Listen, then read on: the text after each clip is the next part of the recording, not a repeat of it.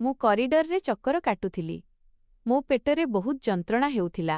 ଏହି ଯନ୍ତ୍ରଣା ଅନେକ ଦିନରୁ କ୍ରମାଗତ ଭାବେ ହେଉଥିଲା, ମାତ୍ର ପୂର୍ବରୁ ସହିବା ଭଳି ଥିଲା। କିନ୍ତୁ ଏବେ ବୁଝିପାରୁ ନଥିଲି ଯେ ପ୍ରକୃତରେ ମୋ ସହିତ କ'ଣ ହେଉଛି।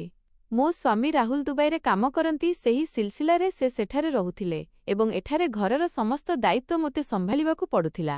ଆଜି ମଧ୍ୟ ମୋତେ ଏକୁଟିଆ ଡାକ୍ତରଙ୍କ ପାଖକୁ ଆସିବାକୁ ପଡ଼ିଥିଲା ଏବଂ ଏହି କଥା ପାଇଁ ମୋତେ ଆହୁରି ଅଧିକ କଷ୍ଟ ହେଉଥିଲା।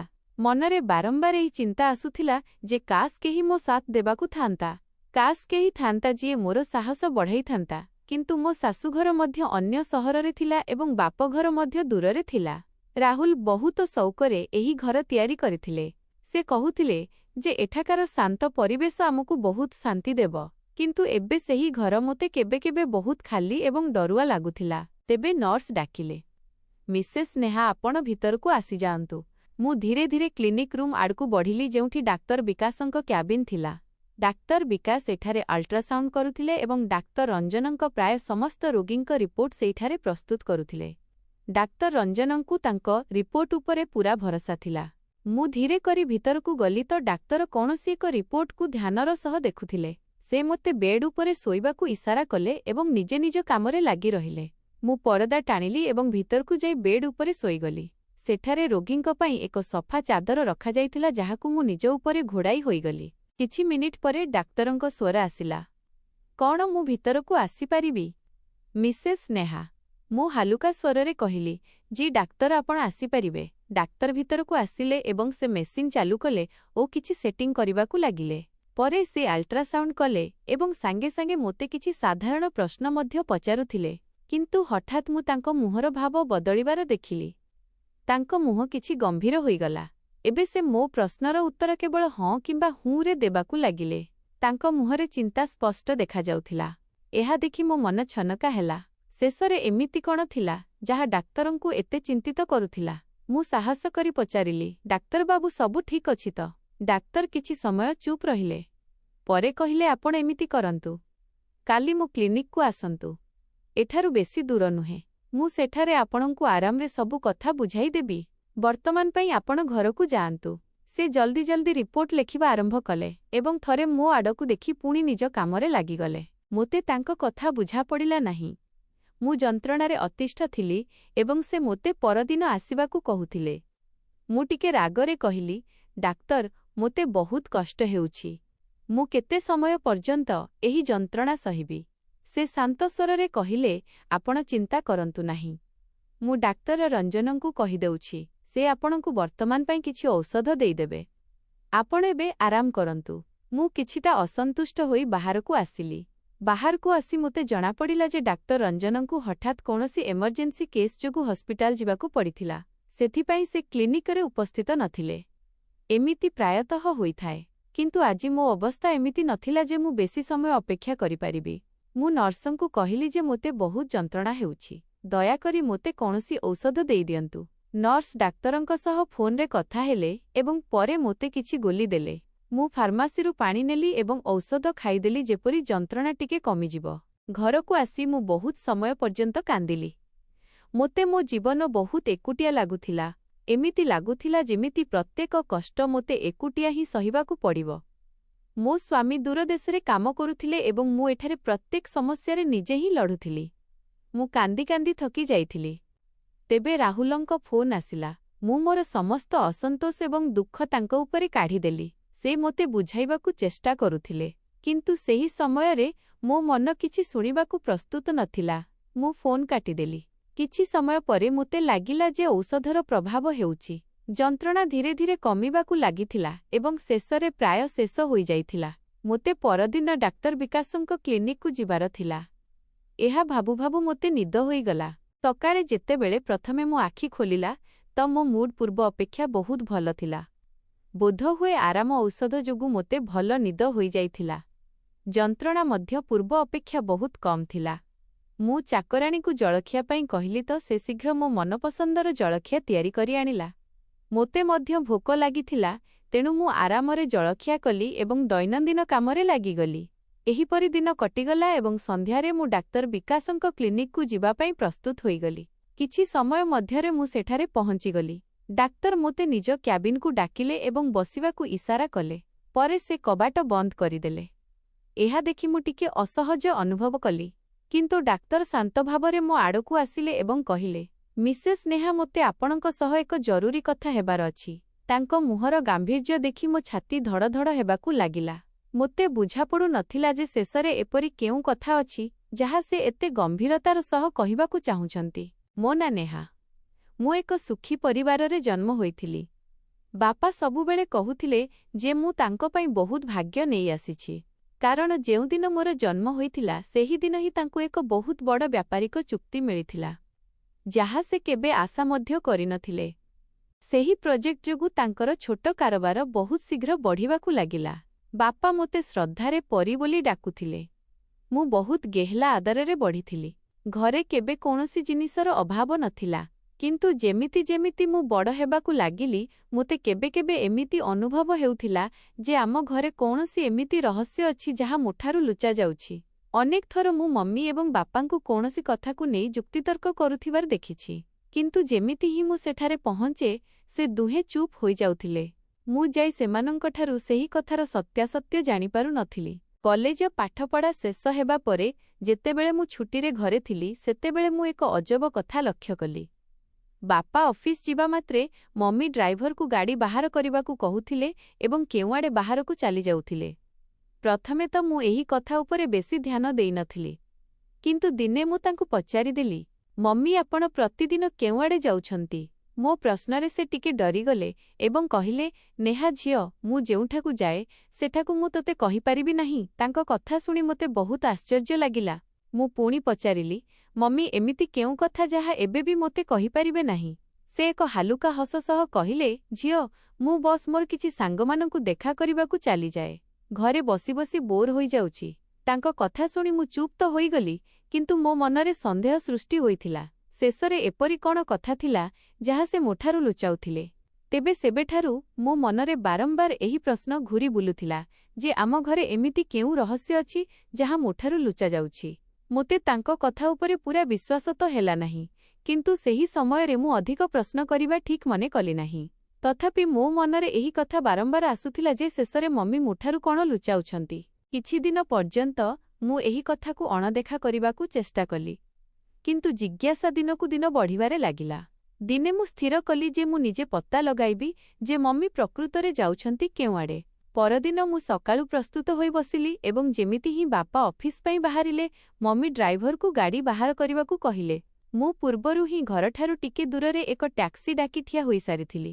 ଯେମିତି ହିଁ ମମ୍ମିଙ୍କ ଗାଡ଼ି ଘରୁ ବାହାରିଲା, ମୁଁ ମଧ୍ୟ ଟ୍ୟାକ୍ସିରେ ବସିଗଲି ଏବଂ ଡ୍ରାଇଭରକୁ କହିଲି ଯେ ସାମ୍ନାରେ ଯାଉଥିବା ଗାଡ଼ିର ପିଛା କର। ଡ୍ରାଇଭର ପ୍ରଥମେ ତ ମୋତେ ଅଜବ ନଜରରେ ଦେଖିଲା, କିନ୍ତୁ 2 ଗୁଣ ଭଡ଼ା ଶୁଣି ମାନିଗଲା। ଆମେ ବହୁତ ସମୟ ପର୍ଯ୍ୟନ୍ତ ମମ୍ମିଙ୍କ ଗାଡ଼ି ପଛରେ ଚାଲିଲୁ। ସର୍ବପ୍ରଥମେ ସେ ଏକ ରେଷ୍ଟୁରାଣ୍ଟ ସାମ୍ନାରେ ଅଟକିଲେ। ସେଠାରୁ ସେ କିଛି ଖାଦ୍ୟ ପ୍ୟାକେଟ୍ ନେଲେ ଏବଂ ଗାଡ଼ିର ଡିକିରେ ରଖାଇଲେ। ତାପରେ ସେ ଏକ ଗିଫ୍ଟ ସପ୍କୁ ଗଲେ, ଯେଉଁଠାରୁ ସେ ପିଲାମାନଙ୍କ ପାଇଁ ଖେଳନା ଏବଂ ରଙ୍ଗବେରଙ୍ଗର ବେଲୁନ୍ କିଣିଲେ। ଏହା ସବୁ ଦେଖି ମୋର ଆଶ୍ଚର୍ଯ୍ୟ ଆହୁରି ବଢ଼ିଗଲା। ମୁଁ ବୁଝିପାରୁ ନଥିଲି ଯେ ଶେଷରେ ଏହି ସବୁ କାହା ପାଇଁ। ଏହାପରେ ମମ୍ମିଙ୍କ ଗାଡ଼ି ଏକ ବଡ଼ ଗେଟ୍ ସାମ୍ନାରେ ଯାଇ ଅଟକିଲା। ଗେଟ୍ ବାହାରେ ଏକ ବୋର୍ଡ ଲାଗିଥିଲା, ଯେଉଁଥିରେ ଏକ ସଂସ୍ଥାର ନାମ ଲେଖାଥିଲା। ଭିତରେ ଏକ ବଡ଼ ଅଙ୍ଗନ ଥିଲା ଏବଂ କିଛି ଲୋକ ଆସୁଥିବା ଯାଉଥିବା ଦେଖାଯାଉଥିଲେ। ଡ୍ରାଇଭର ଗାଡ଼ିରୁ ଖାଦ୍ୟ ଡବା ଏବଂ ବାକି ସାମାନ ବାହାର କଲା ଏବଂ ଭିତରକୁ ନେଇଗଲା। ଯେତେବେଳେ କି ମମ୍ମି କିଛି ବେଲୁନ୍ ଏବଂ ଗିଫ୍ଟ ନିଜ ହାତରେ ଧରି ଭିତରକୁ ଚାଲିଗଲେ, ମୁଁ ବାହାରେ ଠିଆ ହୋଇ ଏସବୁ ଦେଖୁଥିଲି। ପ୍ରାୟ 2 ଘଣ୍ଟା ପର୍ଯ୍ୟନ୍ତ ସେ ଭିତରେ ରହିଲେ। ଯେତେବେଳେ ସେ ବାହାରକୁ ଆସିଲେ, ତେବେ ତାଙ୍କ ମୁହଁରେ ଆସିବା ବେଳର ସେହି ଖୁସି ନଥିଲା, ବରଂ ସେ କିଛିଟା ଉଦାସ ଏବଂ ଥକି ଯାଇଥିବା ଭଳି ଲାଗୁଥିଲେ। ସେ ଚୁପଚାପ ଗାଡ଼ିରେ ବସିଲେ ଏବଂ ଗାଡ଼ି ଆଗକୁ ବଢ଼ିଲା। ମୋତେ ଲାଗିଲା ଏବେ ସେ ଘରକୁ ଫେରିବେ, ତେଣୁ ମୁଁ ଟ୍ୟାକ୍ସିବାଲାକୁ ଶୀଘ୍ର ଘରକୁ ଚାଲିବାକୁ କହିଲି। ମୁଁ ତାଙ୍କ ପୂର୍ବରୁ ଘରେ ପହଞ୍ଚିଗଲି ଏବଂ ଏମିତି ସାଧାରଣ ହୋଇ ବସିଲି ଯେମିତି କେଉଁଆଡ଼େ ଯାଇନଥିଲି। କିଛି ସମୟ ପରେ ମମ୍ମି ମଧ୍ୟ ଘରକୁ ଆସିଗଲେ। ତାଙ୍କ ମୁହଁରେ ଥକ୍କାପଣ ସ୍ପଷ୍ଟ ଦେଖାଯାଉଥିଲା। ତାଙ୍କୁ ଦେଖି ମୋତେ ଟିକେ ପଶ୍ଚାତାପ ମଧ୍ୟ ହେଲା ଯେ ବୋଧହୁଏ ମୁଁ ଅକାରଣରେ ତାଙ୍କ ଉପରେ ସନ୍ଦେହ କରିଥିଲି। ମୁଁ ଉଠି ତାଙ୍କ ପାଖକୁ ଗଲି ଏବଂ ତାଙ୍କୁ କୁଣ୍ଢାଇ ଧରିଲି। ମୋର ଏହି ହରକତରେ ସେ ଟିକେ ଆଶ୍ଚର୍ଯ୍ୟ ହୋଇଗଲେ ଏବଂ ହସିକରି କହିଲେ, କ'ଣ ହେଲା ମୋ ଝିଅ, ଆଜି ଏତେ ଗେହ୍ଲା କାହିଁକି ହେଉଛୁ? ମୁଁ ହସିକରି କହିଲି, ଏମିତି ହିଁ ମୋତେ ମୋ ମମିଙ୍କ ଉପରେ ବହୁତ ଶ୍ରଦ୍ଧା ଆସୁଛି। ସେ ମୋ ମଥା ଚୁମିଦେଲେ। ସେହିଦିନ ପରେ ମୁଁ ତାଙ୍କୁ କିଛି ମଧ୍ୟ ପଚାରିବା ବନ୍ଦ କରିଦେଲି। ଧୀରେ ଧୀରେ ମୋର ୟୁନିଭର୍ସିଟିରେ ଆଡମିସନ୍ ହୋଇଗଲା ଏବଂ ମୁଁ ମୋ ପାଠପଢ଼ାରେ ବ୍ୟସ୍ତ ହୋଇଗଲି। ଜୀବନ ସାଧାରଣ ଭାବେ ଚାଲିଲା। କିନ୍ତୁ ଏକ ରାତିରେ ହଠାତ୍ କିଛି ଏମିତି ହେଲା ଯାହା ମୋ ଜୀବନ ବଦଳାଇ ଦେଲା। ସେହି ରାତିରେ ମୋତେ ବହୁତ ଶୋଷ ଲାଗିଥିଲା। ସେଥିପାଇଁ ମୁଁ ପାଣି ପିଇବା ପାଇଁ କିଚେନ୍ ଆଡ଼କୁ ଯାଉଥିଲି। ତେବେ ମୋତେ ବାପାଙ୍କ ରୁମ୍ରୁ ଯୁକ୍ତିତର୍କର ଶବ୍ଦ ଶୁଭିଲା। ଏହା ପ୍ରଥମ ଥର ନଥିଲା। ପ୍ରାୟତଃ ମୁଁ ସେମାନଙ୍କୁ ଯୁକ୍ତି କରୁଥିବାର ଶୁଣୁଥିଲି। କିନ୍ତୁ ଏଥର ସ୍ୱର କିଛି ଅଧିକ ଉଚ୍ଚା ଥିଲା। ମୋ ପାଦ ଆପେ ଆପେ କବାଟ ପାଖରେ ଅଟକିଗଲା। କବାଟ ଟିକେ ଖୋଲା ଥିଲା ଏବଂ ଭିତରର ସ୍ୱର ସ୍ପଷ୍ଟ ଶୁଭୁଥିଲା। ବାପା ରାଗରେ କହୁଥିଲେ, ଏହା ଅସମ୍ଭବ ସୁଷମା। ମୁଁ ତୋତେ କେତେଥର ବୁଝାଇ ସାରିଛି। ଏବେ ଏହି କଥା ପୁଣି କୁହ ନାହିଁ। ମମି ମଧ୍ୟ କାନ୍ଦି କାନ୍ଦି କହୁଥିଲେ, ଶେଷରେ କାହିଁକି? ନା, ମୋର ମଧ୍ୟ ତ ଅଧିକାର ଅଛି। ତା ଉପରେ ମୁଁ କେତେଦିନ ପର୍ଯ୍ୟନ୍ତ ନିଜ ପିଲାଠାରୁ ଦୂରରେ ରହିବି? ତାଙ୍କ କଥା ଶୁଣି ମୋ ଛାତି ଜୋରରେ ଧଡ଼ଧଡ଼ ହେବାକୁ ଲାଗିଲା। ମୋତେ ବୁଝାପଡ଼ୁ ନଥିଲା ଯେ ସେମାନେ କାହା ବିଷୟରେ କଥା ହେଉଛନ୍ତି। ତେବେ ମୋତେ ଆଉ ରହି ହେଲା ନାହିଁ ଏବଂ ମୁଁ କବାଟ ଖୋଲି ଭିତରକୁ ଚାଲିଗଲି। ମୋତେ ଦେଖି ଦୁହେଁ ଚୁପ୍ ହୋଇଗଲେ। ମମି ଶୀଘ୍ର ନିଜ ଲୁହ ପୋଛିଦେଲେ ଏବଂ ୱାସରୁମ୍ ଆଡ଼କୁ ଚାଲିଗଲେ। ବାପା ମୋ ପାଖକୁ ଆସିଲେ ଏବଂ କହିଲେ, ନେହା ଝିଅ, ତୁ ଏହି ସମୟରେ ଏଠାରେ କ'ଣ କରୁଛୁ? ମୁଁ ତାଙ୍କ ଆଡ଼କୁ ଚାହିଁ କହିଲି, ବାପା, ପ୍ରକୃତରେ କଥା କ'ଣ? ଆପଣମାନେ ସବୁବେଳେ ଏହିପରି କାହିଁକି ଝଗଡ଼ା କରନ୍ତି? ମୁଁ ସବୁ ଜାଣିବାକୁ ଚାହୁଁଛି। ବାପା ପ୍ରଥମେ ତ ଚୁପ୍ ରହିଲେ। ପରେ କହିଲେ, ଏମିତି କିଛି କଥା ନାହିଁ ଝିଅ। ବାସ୍ ତ ମମିଙ୍କ ଦେହ ଠିକ୍ ରହୁନାହିଁ। ମୁଁ ତାଙ୍କୁ ଡାକ୍ତରଙ୍କ ପାଖକୁ ଯିବାକୁ କହୁଛି। କିନ୍ତୁ ସେ ମାନୁନାହାନ୍ତି। ମୋତେ ତାଙ୍କ କଥା ଉପରେ ବିଶ୍ୱାସ ହେଲା ନାହିଁ। ମୁଁ ତାଙ୍କ ହାତ ଧରି କହିଲି, ବାପା, ଆପଣ ମୋଠାରୁ ସତ କାହିଁକି ଲୁଚାଉଛନ୍ତି? ମୁଁ ଛୋଟ ପିଲା ନୁହେଁ। ଯଦି ଘରେ କୌଣସି ଅସୁବିଧା ଅଛି ତ ମୋର ଜାଣିବାର ଅଧିକାର ଅଛି। ମୋ ଆଖିରେ ଲୁହ ଆସିଗଲା। ଏହା ଦେଖି ବାପା ମଧ୍ୟ ଭାବୁକ ହୋଇଗଲେ। ସେ ମୋତେ କୁଣ୍ଢାଇ ଧରିଲେ। ତେବେ ମମି ମଧ୍ୟ ଫେରି ଆସିଲେ ଏବଂ ଆମକୁ ଏହି ଅବସ୍ଥାରେ ଦେଖି ଅଟକିଗଲେ। କିଛି ମୁହୂର୍ତ୍ତ କୋଠରୀରେ ନୀରବତା ଖେଳିଗଲା। ପରେ ବାପା ଏକ ଗଭୀର ନିଶ୍ୱାସ ନେଇ କହିଲେ, ସୁଷମା, ଏବେ ଆମ ଝିଅ ବଡ଼ ହୋଇଗଲାଣି। ଏବେ ତାକୁ ସତ କହିଦେବା ଉଚିତ। ମମିଙ୍କ ଆଖିରେ ପୁଣି ଲୁହ ଆସିଗଲା ଏବଂ ସେ ଚୁପଚାପ ଚେୟାରରେ ବସିପଡ଼ିଲେ। ମୁଁ ଡରିଯାଇ ବାପାଙ୍କ ଆଡ଼କୁ ଚାହିଁଲି। ତେବେ ସେ ଯାହା କହିଲେ ତାହା ଶୁଣି ମୋ ପାଦ ତଳୁ ମାଟି ଖସିଗଲା। ସେ କହିଲେ, ତ ପୂର୍ବରୁ ଆମର ଏକ ପୁଅ ମଧ୍ୟ ଅଛି। ତା ନାଁ ହେଉଛି ରାଜ। ତାଙ୍କ କଥା ଶୁଣି ମୁଁ ସମ୍ପୂର୍ଣ୍ଣ ସ୍ତବ୍ଧ ହୋଇଗଲି। ମୋତେ ଏମିତି ଲାଗିଲା ଯେମିତି କେହି ହଠାତ୍ ମୋ ପାଦ ତଳୁ ମାଟି ଟାଣିନେଲା। ମୁଁ ଆଶ୍ଚର୍ଯ୍ୟ ହୋଇ ବାପାଙ୍କ ଆଡ଼କୁ ଚାହିଁଲି ଏବଂ ଏକ ଥରଥର ସ୍ୱରରେ ପଚାରିଲି, ବାପା, ଆପଣ ଏ କ'ଣ କହୁଛନ୍ତି? ମୋର କୌଣସି ଭାଇ କେମିତି ହୋଇପାରେ? ଆପଣ ମୋତେ କେବେ ତା ବିଷୟରେ କାହିଁକି କହିନଥିଲେ? ବାପା କିଛି ସମୟ ଚୁପ୍ ରହିଲେ। ପରେ ଧୀରେ ଧୀରେ ସବୁ କଥା କହିବାକୁ ଲାଗିଲେ। ସେ କହିଲେ ଯେ ମୋର ଏବଂ ତ ମମିଙ୍କ ବିବାହ ଆମ ନିଜ ପସନ୍ଦରେ ହୋଇଥିଲା। ଆମେ ଦୁହେଁ ପରସ୍ପରକୁ ବହୁତ ଭଲ ପାଉଥିଲୁ। କିନ୍ତୁ ଆମେ ପରସ୍ପରର ଫାଷ୍ଟ କଜିନ୍, ସମ୍ପର୍କୀୟ ଭାଇ ଭଉଣୀ ଥିଲୁ। ବିବାହର କିଛି ବର୍ଷ ପରେ ଆମର ପ୍ରଥମ ସନ୍ତାନ ହେଲା। ଏକ ପୁଅ ଯାହାର ନାଁ ଆମେ ରାଜ ରଖିଥିଲୁ। ସେ ବହୁତ ସୁନ୍ଦର ପିଲା ଥିଲା। ଯେତେବେଳେ ସେ ଜନ୍ମ ହେଲା ସେତେବେଳେ ପୁରା ଘରେ ଖୁସି ହିଁ ଖୁସି ଥିଲା। କିନ୍ତୁ କିଛି ସମୟ ପରେ ଆମେ ଅନୁଭବ କଲୁ ଯେ ରାଜ ଅନ୍ୟ ପିଲାଙ୍କ ଭଳି ବଢ଼ୁନାହିଁ। ତାର ହରକତ ଅଲଗା ଥିଲା। ସେ ଠିକ୍ ଭାବେ କହିପାରୁ ନଥିଲା ଏବଂ ତା ଶରୀର ମଧ୍ୟ ଦୁର୍ବଳ ରହୁଥିଲା। ଆମେ ତାକୁ ଅନେକ ଡାକ୍ତରଙ୍କ ପାଖକୁ ନେଇଗଲୁ। ଆରମ୍ଭରେ ଡାକ୍ତରମାନେ କହିଲେ ଯେ ବୋଧହୁଏ ସେ ଧୀରେ ଧୀରେ ଠିକ୍ ହୋଇଯିବ। କିନ୍ତୁ ଯେତେବେଳେ ବଡ଼ ଡାକ୍ତରମାନେ ଯାଞ୍ଚ କଲେ ତେବେ ସେମାନେ କହିଲେ ଯେ ରାଜକୁ ମସ୍ତିଷ୍କ ସହ ଜଡ଼ିତ ଏକ ଗମ୍ଭୀର ସମସ୍ୟା ଅଛି ଯାହା ଜନ୍ମରୁ ହିଁ ଅଛି ଏବଂ ଏହାର ସମ୍ପୂର୍ଣ୍ଣ ଚିକିତ୍ସା ସମ୍ଭବ ନୁହେଁ। ଏହା ଶୁଣି ଆମ ପାଦ ତଳୁ ମାଟି ଖସିଗଲା। ତ ମମି ତ ଯେମିତି ଭାଙ୍ଗି ପଡ଼ିଥିଲେ। ସେ ଦିନରାତି ରାଜ ପାଖରେ ବସି ରହୁଥିଲେ। ତାକୁ ନିଜ ହାତରେ ଖୁଆଉଥିଲେ, ତାକୁ ଶୁଆଉଥିଲେ ଏବଂ ତାର ପ୍ରତ୍ୟେକ ଛୋଟ ବଡ଼ ଆବଶ୍ୟକତାର ଧ୍ୟାନ ରଖୁଥିଲେ। ସମୟ ବିତିଗଲା ଏବଂ ରାଜ 5 ବର୍ଷର ହୋଇଗଲା। କିନ୍ତୁ ତା ଅବସ୍ଥାରେ ବିଶେଷ ସୁଧାର ଆସିଲା ନାହିଁ। ତେବେ ଜଣେ ଡାକ୍ତର ଆମକୁ କହିଲେ ଯେ ଏମିତି ଆମର କଜିନ୍ ମ୍ୟାରେଜ୍ ଯୋଗୁଁ ମଧ୍ୟ ହୋଇଥାଇପାରେ। କାରଣ ଯେତେବେଳେ ପରିବାରରେ କ୍ରମାଗତ କଜିନ୍ ମ୍ୟାରେଜ୍ ହୁଏ ତେବେ ପିଲାମାନଙ୍କଠାରେ ଏମିତି ରୋଗ ହେବାର ଆଶଙ୍କା ବଢ଼ିଯାଏ। ଏହା ଶୁଣି ଆମେ ଦୁହେଁ ବହୁତ ଡରି ଯାଇଥିଲୁ। ଆମକୁ ଲାଗିଲା ଯଦି ଆମେ ପୁଣି ପିଲା କଲୁ ତେବେ କାଳେ ସେହି ସମସ୍ୟା ପୁଣି ଥରେ ନ ଆସେ। କିନ୍ତୁ କପାଳକୁ ବୋଧହୁଏ କିଛି ଅନ୍ୟ ମଞ୍ଜୁର ଥିଲା। କିଛି ସମୟ ପରେ ତ ମମି ପୁଣି ଗର୍ଭବତୀ ହେଲେ। ସେହି ସମୟରେ ଆମେ ବହୁତ ଘବରାଇ ଯାଇଥିଲୁ। ମୁଁ ତ ଏଠାକି ପର୍ଯ୍ୟନ୍ତ ଚିନ୍ତା କଲି ଯେ ଏହି ଗର୍ଭ ନଷ୍ଟ କରିଦିଆଯାଉ। କିନ୍ତୁ ଡାକ୍ତରମାନେ କହିଲେ ଯେ ଏମିତି କରିବା ତ ମମିଙ୍କ ଜୀବନ ପାଇଁ ବିପଜ୍ଜନକ ହୋଇପାରେ। ସେଥିପାଇଁ ଆମକୁ ଅପେକ୍ଷା କରିବାକୁ ପଡ଼ିଲା ଏବଂ ପରେ ତୁ ଏହି ଦୁନିଆକୁ ଆସିଲୁ। ଯେତେବେଳେ ତୁ ଜନ୍ମ ହେଲୁ ତୁ ବିଲକୁଲ ସୁସ୍ଥ ଥିଲୁ। ସେହିଦିନ ଆମକୁ ଲାଗିଲା ଯେମିତି ଭଗବାନ ଆମକୁ ଏକ ନୂଆ ଆଶା ଦେଇଦେଲେ। କିନ୍ତୁ ସେହି ସମୟରେ ଆମ ସାମ୍ନାରେ ଆଉ ଏକ ଅସୁବିଧା ଠିଆ ହେଲା। ରାଜର ଅବସ୍ଥା ଦିନକୁ ଦିନ ଆହୁରି ଦୁର୍ବଳ ହେବାରେ ଲାଗିଥିଲା। ତ ମମିଙ୍କ ସମସ୍ତ ଧ୍ୟାନ ତା ଉପରେ ରହୁଥିଲା ଏବଂ ମୋତେ ଡର ଥିଲା ଯେ କାଳେ ଏହାର ପ୍ରଭାବ ତୋର ପାଳନପୋଷଣ ଉପରେ ନ ପଡ଼େ। ସେଥିପାଇଁ ମୁଁ ଏକ ବହୁତ କଠିନ ନିଷ୍ପତ୍ତି ନେଲି। ମୁଁ ରାଜକୁ ଏମିତି ଏକ କେନ୍ଦ୍ରକୁ ପଠାଇଦେଲି ଯେଉଁଠି ସ୍ୱତନ୍ତ୍ର ଆବଶ୍ୟକତା ଥିବା ପିଲାମାନଙ୍କ ଯତ୍ନ ନିଆଯାଏ। ସେଠାରେ ତା ପାଇଁ ସବୁ ପ୍ରକାର ସୁବିଧା ଥିଲା। ମୁଁ ସେଠାକାର ଲୋକଙ୍କୁ ଭଲ ଟଙ୍କା ଦେଇଥିଲି ଏବଂ ତାର ଯତ୍ନ ପାଇଁ ଜଣେ ଭରସାଯୋଗ୍ୟ ଚାକରାଣୀ ମଧ୍ୟ ରଖିଥିଲି। କିନ୍ତୁ ତ ମମି ଏହି ନିଷ୍ପତ୍ତିରେ କେବେ ଖୁସି ହୋଇନଥିଲେ। ତାଙ୍କ ହୃଦୟ ସବୁବେଳେ ରାଜ ପାଇଁ ଛଟପଟ ହେଉଥିଲା। ସେଥିପାଇଁ ସେ ପ୍ରତିଦିନ ତାକୁ ଦେଖା କରିବାକୁ ସେଠାକୁ ଯାଉଥିଲେ। କିନ୍ତୁ ମୁଁ ଚାହୁଁନଥିଲି ଯେ ତୋତେ ଏସବୁ ଜଣାପଡ଼ୁ, କାରଣ ମୋତେ ଡର ଥିଲା ଯେ କାଳେ ତୋ ମନ ଉପରେ ଏହାର ଖରାପ ପ୍ରଭାବ ପଡ଼ିବ। ବାପାଙ୍କ କଥା ଶୁଣି ମୋ ଆଖିରୁ ଲୁହ ବୋହିବାକୁ ଲାଗିଥିଲା। ମୋତେ ବୁଝାପଡ଼ୁନଥିଲା ମୁଁ କ'ଣ କହିବି। ମୋ ମନରେ ମୋ ଭାଇ ପାଇଁ ବହୁତ ଦୟା ଏବଂ ପ୍ରେମ ଆସିଯାଇଥିଲା। ମୁଁ ବାପାଙ୍କୁ କହିଲି ଯେ ଭାଇଙ୍କୁ ଘରକୁ ନେଇ ଆସନ୍ତୁ। ସେ ଆମର ହିଁ ରକ୍ତ। ତାଙ୍କୁ ଅନ୍ୟ କୌଣସି ଜାଗାରେ କାହିଁକି ରଖିବା ଉଚିତ? ମୋ କଥା ଶୁଣି ବାପା କିଛି ସମୟ ଚୁପ୍ ରହିଲେ। କିନ୍ତୁ ମୋ ଜିଦ୍ ଆଗରେ ତାଙ୍କୁ ମୁଣ୍ଡ ନୁଆଇବାକୁ ପଡ଼ିଲା। ପରଦିନ ଆମେ ରାଜକୁ ଘରକୁ ନେଇ ଆସିଲୁ। ଯେତେବେଳେ ମୁଁ ପ୍ରଥମ ଥର ମୋ ଭାଇକୁ ଦେଖିଲି ତେବେ ମୋ ଆଖି ଭରି ଆସିଲା। ସେ ସତରେ ବହୁତ ସୁନ୍ଦର ଥିଲା। କିନ୍ତୁ ତା ମୁହଁରେ ଏକ ମାସୁମିୟତା ଥିଲା, ଯେମିତି ସେ ଏବେ ବି ଏକ ଛୋଟ ପିଲା। ସେ ହୁଇଲ୍ ଚେୟାରରେ ବସିଥିଲା ଏବଂ ଆମକୁ ଦେଖି ହସୁଥିଲା। ମମିଙ୍କ ଆଖିରେ ଖୁସିର ଲୁହ ଥିଲା। ଏତେ ବର୍ଷ ପରେ ସେ ନିଜ ପୁଅକୁ ନିଜ ଘରକୁ ଆଣିଥିଲେ। ଧୀରେ ଧୀରେ ଘରର ପରିବେଶ ବଦଳିବାକୁ ଲାଗିଲା ଏବଂ ମମି ବାପା ଦୁହେଁ ମିଶି ରାଜର ବହୁତ ଯତ୍ନ ନେବାକୁ ଲାଗିଲେ। ରାଜ ମଧ୍ୟ ମୋତେ ଦେଖି ଖୁସି ହୋଇଯାଉଥିଲା। ମୁଁ ତା ପାଇଁ ପ୍ରତିଦିନ ଚକୋଲେଟ୍ ଏବଂ ଖେଳନା ଆଣୁଥିଲି ଏବଂ ସେ ପିଲାଙ୍କ ଭଳି ଖୁସି ହୋଇଯାଉଥିଲା। ତାର କଥା କେବେ କେବେ ଏତେ ମାସୁମ ହେଉଥିଲା ଯେ ମୁଁ ହସି ଦେଉଥିଲି ଏବଂ କେବେ କେବେ ହୃଦୟ ମଧ୍ୟ ଭରି ଆସୁଥିଲା।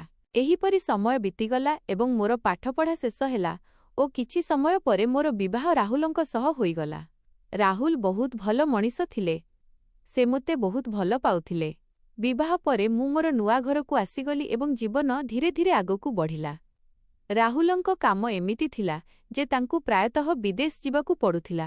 କେବେ କେବେ ସେ ଅନେକ ମାସ ପର୍ଯ୍ୟନ୍ତ ବାହାରେ ରହୁଥିଲେ। କିନ୍ତୁ ଯେତେବେଳେ ବି ଫେରି ଆସୁଥିଲେ ମୋ ପାଇଁ ବହୁତ ସମୟ ବାହାର କରୁଥିଲେ। ଆମ ଜୀବନ ସାଧାରଣ ଏବଂ ଖୁସିରେ ଚାଲୁଥିଲା। କିନ୍ତୁ ଦିନେ ମୋର ଦେହ ହଠାତ୍ ଖରାପ ରହିବାକୁ ଲାଗିଲା। ପେଟରେ ଯନ୍ତ୍ରଣା ହେବାକୁ ଲାଗିଲା ଏବଂ ମୋତେ ବୁଝାପଡ଼ୁନଥିଲା ଯେ ଶେଷରେ ଏହା କ'ଣ ହେଉଛି। ସେହି କାରଣରୁ ମୁଁ ଡାକ୍ତରଙ୍କ ପାଖକୁ ଯାଇଥିଲି ଏବଂ ଡାକ୍ତର ବିକାଶ ଯେଉଁ କଥା ମୋତେ କହିଥିଲେ ତାହା ମୋତେ ଭିତରୁ ହଲାଇ ଦେଇଥିଲା। ଡାକ୍ତର କହିଥିଲେ ଯେ ମୁଁ ଗର୍ଭବତୀ ଅଛି। କିନ୍ତୁ ସାଙ୍ଗେ ସାଙ୍ଗେ ସେ ଏହି ସନ୍ଦେହ ମଧ୍ୟ କରିଥିଲେ ଯେ ମୋ ପେଟରେ ବଢ଼ୁଥିବା ପିଲା ବୋଧହୁଏ ଶାରୀରିକ ଭାବେ ସମ୍ପୂର୍ଣ୍ଣ ସୁସ୍ଥ ନ ହୋଇପାରେ। ଏହା ଶୁଣି ମୋର ହୋସ୍ ଉଡ଼ିଗଲା। 3 ବର୍ଷ ପରେ ମୋତେ ମା ହେବାର ଖବର ମିଳିଥିଲା ଏବଂ ତା ସହିତ ଏତେ ଡରୁଆ କଥା। ମୋ ଛାତି ଥରିବାକୁ ଲାଗିଲା। ମୁଁ କାନ୍ଦି କାନ୍ଦି ଡାକ୍ତରଙ୍କୁ ପଚାରିଲି, ଡାକ୍ତରବାବୁ ମୋତେ ତ ଜଣାପଡ଼ିଲା ନାହିଁ ଯେ ମୁଁ ଗର୍ଭବତୀ ଅଛି। ସେ ମୋତେ ବୁଝାଇ କହିଲେ ଏମିତି କେବେ କେବେ ହୋଇଯାଏ। ବିଶେଷ କରି ଯେତେବେଳେ ପ୍ରଥମ ସନ୍ତାନ ହୁଏ ତ ମହିଳାଙ୍କ ଶରୀରକୁ ଆରମ୍ଭରେ ଅଧିକ ଅନୁଭବ ହୁଏ ନାହିଁ। ପରେ ସେ ଧୀର ସ୍ୱରରେ କହିଲେ, ଯଦି ଆପଣ ଚାହିଁବେ ତେବେ ଏବେ ବି ଏକ ନିଷ୍ପତ୍ତି ନିଆଯାଇପାରେ। ତାଙ୍କ କଥା ଶୁଣି ମୁଁ ଚମକି ପଡ଼ିଲି। ସେ କହିଲେ ଯେ ଭଲ ହେବ ଆପଣ ଏହି ଗର୍ଭ ନଷ୍ଟ କରିଦିଅନ୍ତୁ, କାରଣ ଯଦି ପିଲା ଅସୁସ୍ଥ ହୁଏ ତେବେ ଆଗକୁ ଯାଇ ବହୁତ ଅସୁବିଧା ହୋଇପାରେ। ତାଙ୍କର ଏହି କଥା ଶୁଣି ମୋତେ ବହୁତ ରାଗ ଆସିଗଲା। ମୁଁ ତୁରନ୍ତ କହିଲି, ନା ଡାକ୍ତର, ମୁଁ ଏମିତି ବିଲକୁଲ କରିବି ନାହିଁ। ଏହା ମୋର ସନ୍ତାନ ଏବଂ ମୁଁ ତାକୁ ଯେକୌଣସି ପରିସ୍ଥିତିରେ ଜନ୍ମ ଦେବି। ମୁଁ କାନ୍ଦି କାନ୍ଦି ସେଠାରୁ ବାହାରି ଆସିଲି। ଯେତେବେଳେ କି ଡାକ୍ତର ବାରମ୍ବାର କହୁଥିଲେ ଯେ ସେ ମୋର ଭଲ ପାଇଁ କହୁଛନ୍ତି। ଘରେ ପହଞ୍ଚି ମୁଁ ବହୁତ ସମୟ ପର୍ଯ୍ୟନ୍ତ କାନ୍ଦିଲି। ମୋ ମନ ବହୁତ ଡରି ଯାଇଥିଲା। ବୁଝାପଡ଼ୁନଥିଲା କ'ଣ କରିବି। ଡାକ୍ତରଙ୍କ କଥା ବାରମ୍ବାର ମୋ ମୁଣ୍ଡରେ ଘୂରି ବୁଲୁଥିଲା। କିନ୍ତୁ ମୋ ହୃଦୟ ସଫା କହିଦେଇଥିଲା ଯେ ମୁଁ ମୋ ପିଲାକୁ କୌଣସି କ୍ଷତି ପହଞ୍ଚାଇବି ନାହିଁ, ଚାହେଁ ଯାହା ବି ହୋଇଯାଉ। କିଛି ସମୟ ପରେ ମୁଁ ସାହସ କରି ରାହୁଲଙ୍କୁ ଫୋନ୍ କଲି ଏବଂ ତାଙ୍କୁ ସବୁ କଥା କହିଦେଲି। ସେ ମଧ୍ୟ କିଛି ସମୟ ପର୍ଯ୍ୟନ୍ତ ନୀରବ ରହିଲେ। ପରେ ମୋତେ ବୁଝାଇବାକୁ ଲାଗିଲେ ଯେ ଯାହା ବି ହେବ ଆମେ ମିଶି ସାମ୍ନା କରିବା। ତାଙ୍କ କଥାରୁ ମୋତେ ଟିକେ ସାହସ ମିଳିଲା।